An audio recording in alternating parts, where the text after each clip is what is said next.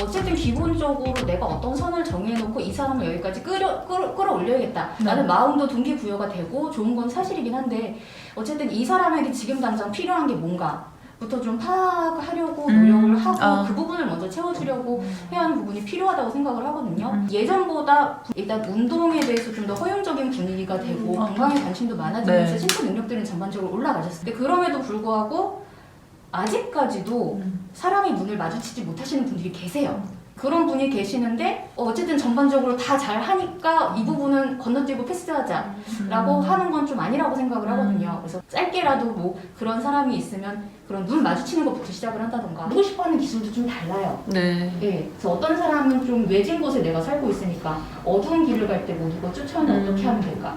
이런 고민이 제일 크신 분도 있으시고 내가 혼자 살고 있는데 누가 문을 열고 들어오면 어떻게 이 좁은 대응할 공간에서 것인가. 내가 어떻게 돼? 사실 자기 방어의 대응이 굉장히 스펙트럼이 넓어야 하잖아요. 그쵸. 사실 신체적인 부분만이 아니라 언어적인 것, 비언어적인 것 모든 것을 포함해서 굉장히 스펙트럼이 넓어야 되는데 깊게는 아니더라도 어느 정도는 적어도 생각해보고 고민을 해봐야 된다고 생각을 하거든요.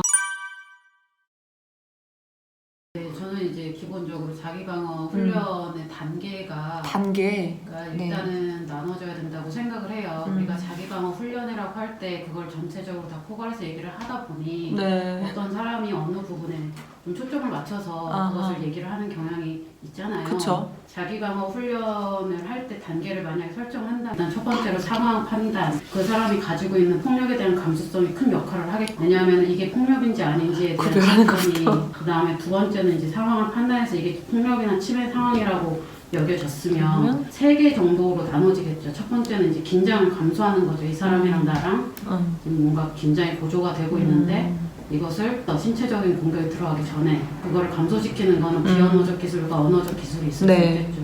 그리고 두 번째는 이제 단호하게 주장하거나 대항하는 게 있을 수 있겠죠. 긴장 감소는 이 사람이랑 빠르게 라포를 형성을 해서 긴장을 감소시키는 기술이라면 단호한 주장이나 대항은 그렇게 하지 말라고 아예 단호하게 얘기를 한다거나 비언어적이나 언어적 기술이 네. 있을 수 있고 그리고 이제 세 번째는 즉각적으로 후퇴하는 거죠. 도망치는 후퇴. 거죠. 사실 세 번째가 가장 몸을 지키는 데에는 제일 좋은 방법이기도 하고요. 그래서 자기 방어 훈련에서 호신술, 신체적인 물리적인 대응은 이 모든 세 개의 전략이 다 무효가 되었을 때 이루어지는 최후의 네. 전략이라고 저는 생각을 하고 있고 근데 최후의 전략만 가지고 계속 논의가 진행이 되면 이건 결국 파워의 게임으로 그렇죠. 이렇게 계속 논의가 오염될 수가 있단 말이죠. 그래서 이 전 단계에서 폭력에 대한 감수성을 어떻게 설정을 할 것이며 그 다음에 이 세 개의 단계를 어떻게 하는 것이 가장 이 사람에게 효과적인 전략이 될 수 있는지 파악을 한다면 자기 방어의 그 능력이 훨씬 더 영향이 키워질 수 있겠죠. 그래서 저는 이걸 좀 단계를 나눠서 네. 논의를 하는 것이 좀 더 생산적이지 않을까 생각합니다. 네. 예를 들면 우리가 여기서 불이 났을 때 어떤 식으로 움직일 것인지 그렇죠. 지진이 났을 때 어떻게 할 것인지 결국은 그것도 큰 의미의 호신술이라고 생각을 하기 때문에 호신술 이러면 기술 들어가야 될 거고 이겨야 될 것 같다. 이런 거를 혹시 네이밍으로 명칭을 달리하는 것으로 타파할 방법은 없나요? 그러니까 물리적 대응이랑 비물리적 대응이 물리적 있다. 대응과 비물리적 대응.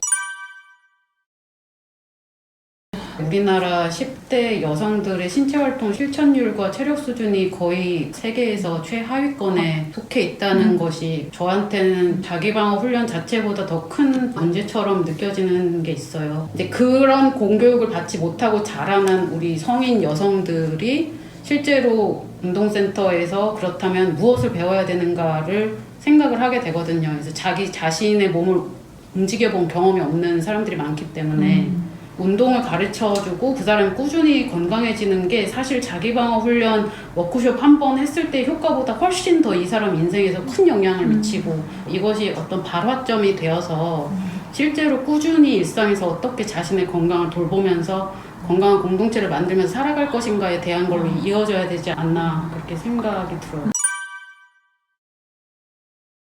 자기방어 훈련 관련해서 10년 넘는 기간 동안 되게 많이 헤맸던 것 같아요. 그리고 각자의 자리에서 열심히 이미 되게 훌륭하게 하고 계신 분들도 많이 계시고요. 근데 다만 제가 좀 아쉬웠던 부분은 이게 네.